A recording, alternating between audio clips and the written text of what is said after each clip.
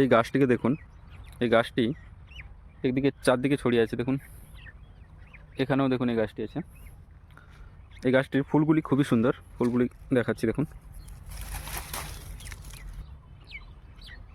ফুলগুলি দেখুন খুবই সুন্দর।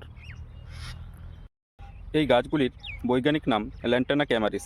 বাংলায় একে পুটুস, বনমরিচ, ভূতভৈরব বা ল্যান্টানা হিসাবে আমরা চিনি। এই গাছগুলির আদি নিবাস কিন্তু ভারত নয়। এই গাছগুলির আদি নিবাস আমেরিকা, এবং আমেরিকা থেকে এই গাছগুলি সারা বিশ্বে ছড়িয়ে পড়ে।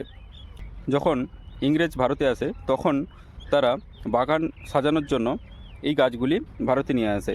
তারপরে 1950 দশকে আমেরিকা থেকে গম আমদানির সময় এই গাছগুলি গমের সঙ্গে, এই গাছের বীজগুলি গমের সঙ্গে ভারতে আসে এবং ভারতে বনাঞ্চলে ছড়িয়ে পড়ে।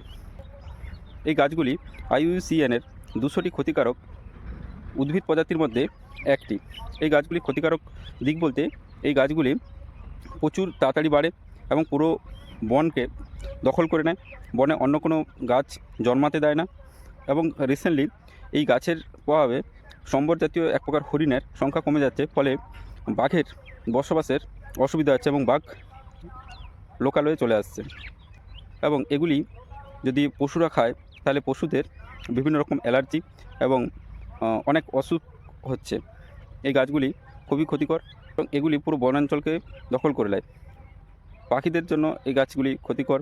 বনাঞ্চলে অন্যান্য উদ্ভিদ জন্মাতে দেয় না।